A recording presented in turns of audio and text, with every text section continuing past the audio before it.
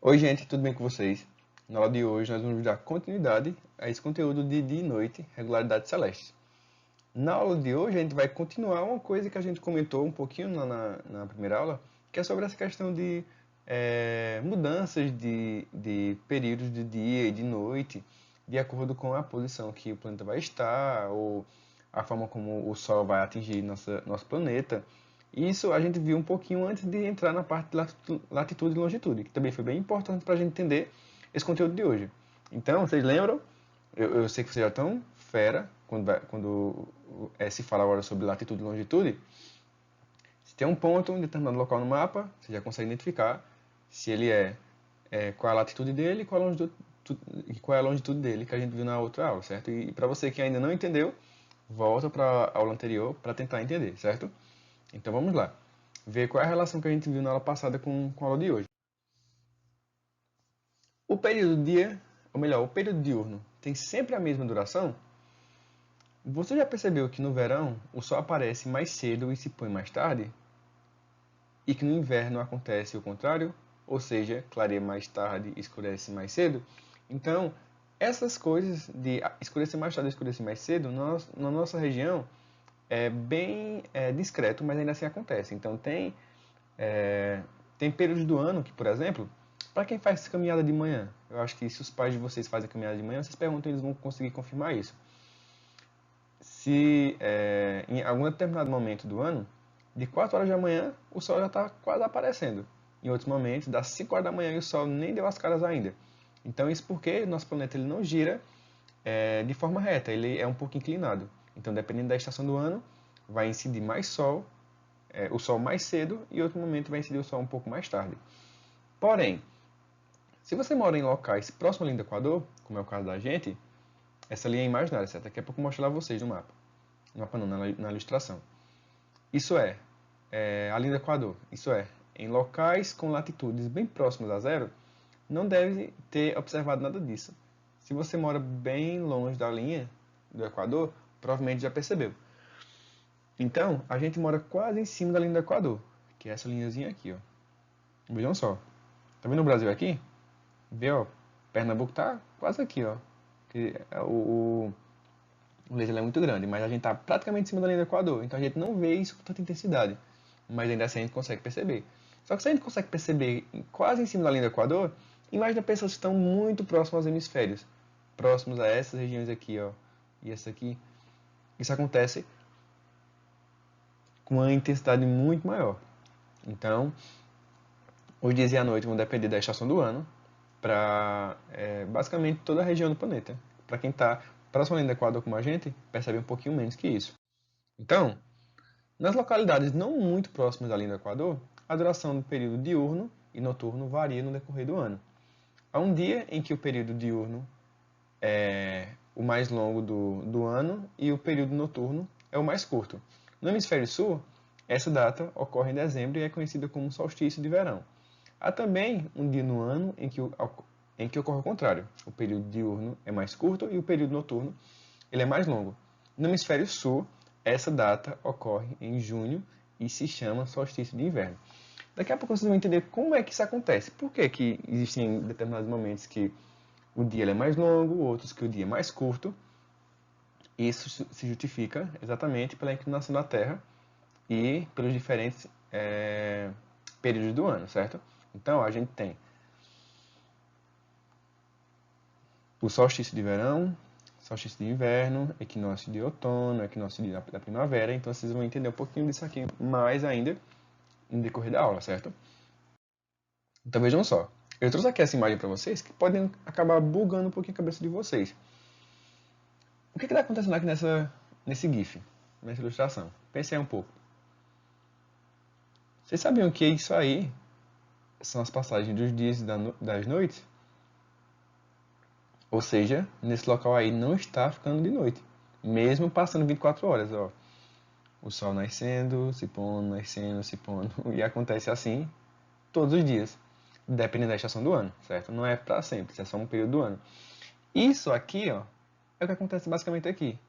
No hemisfério norte está acontecendo basicamente isso aqui, nesse momento aqui.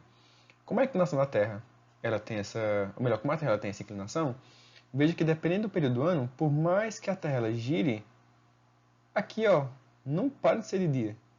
Mas veja que a gente mora aqui ó, nessa região, todos os dias, independente da estação do ano, vai ficar claro, vai ficar escuro, vai ficar claro, vai ficar escuro. Veja só, aqui é a África, então ó, ficando escuro, aqui é a Terra, a gente tá aqui. Vai ficar escuro, tá vendo?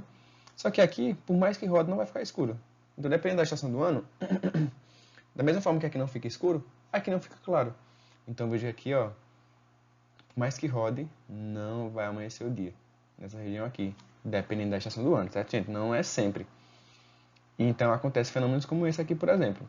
Então, a inclinação da Terra, ela vai modificar os períodos diurnos e os períodos noturnos de todo o planeta. Então, veja só. Nessa região aqui, ó, tá vendo que em determinado período aqui vai escurecer mais rápido que aqui embaixo? Botando em uma linha reta. Olha como aqui escurece mais rápido e aqui escurece depois. Isso porque, dependendo da estação do ano, esse fenômeno de amanhecer e escurecer acaba tendo períodos diferentes, certo? Então, eu trouxe essa ilustração aqui para mostrar a vocês uma coisa bem interessante, que é quando a gente fala sobre as estações do ano. Eu estou comentando com vocês várias vezes sobre estação do ano, estação do ano, estação do ano, e vocês eu acho que estão meio que perdidos em algumas definições. As estações do ano, elas são bem definidas em determinado local do nosso planeta. Para quem está próximo além do Equador, ou seja, a gente, nós não temos as quatro estações do ano bem definidas. Mas ainda assim a gente sofre impacto dessas alterações. Por que não? Quem está muito próximo além do Equador como a gente, basicamente tem dois períodos do ano, que é o período frio e o período quente. Que são quais? Os períodos que a Terra está muito próxima do Sol e a Terra está muito distante do Sol.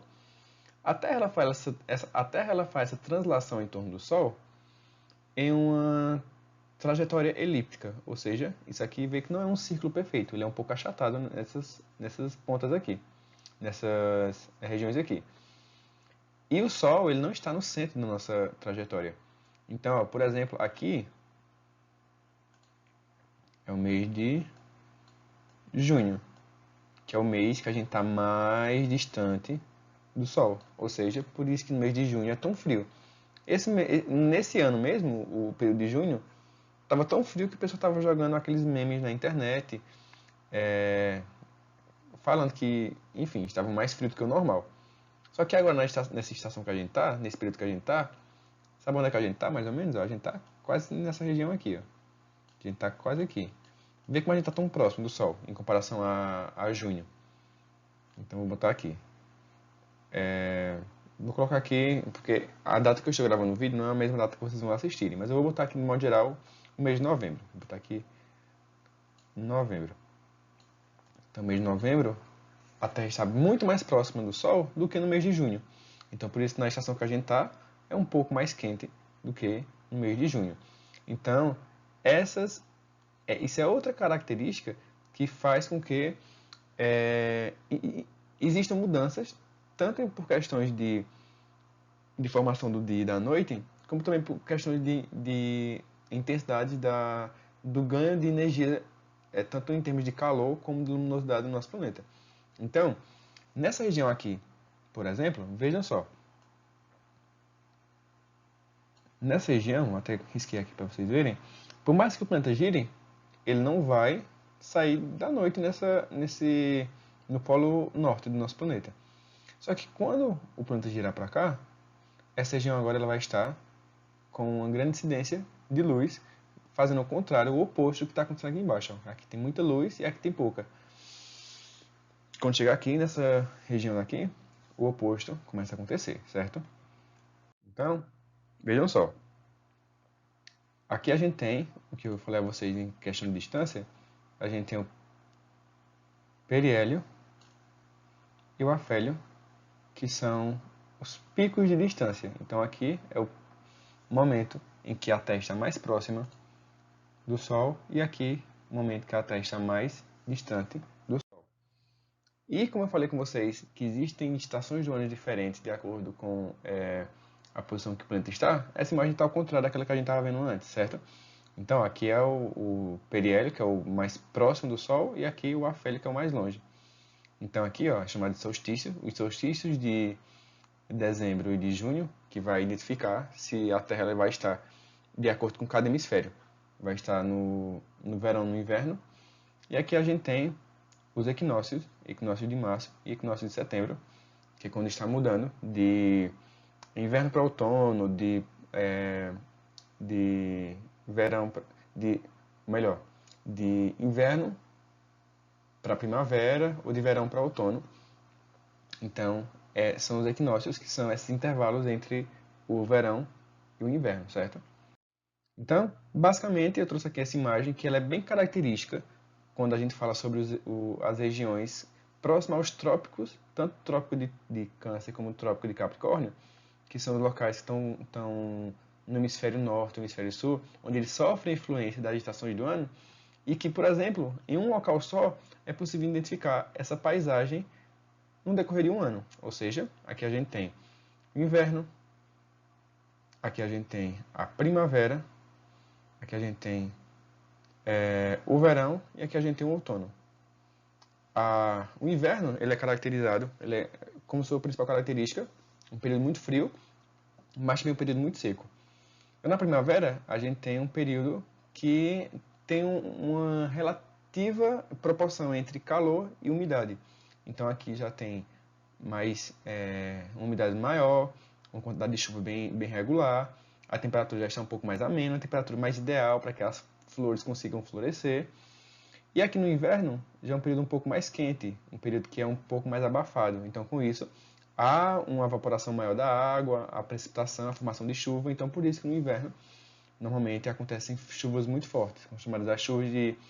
Ou melhor, desculpa, no inverno não, no verão, que são chamadas as chuvas de verão, que são aquelas chuvas mais intensas, ou seja, há essa evaporação maior da umidade que veio lá da primavera, que ela está lá no solo, por exemplo, ou nos rios, vai, evapora essa água, e depois essa água precipita, formando chuvas intensas, as chuvas de verão.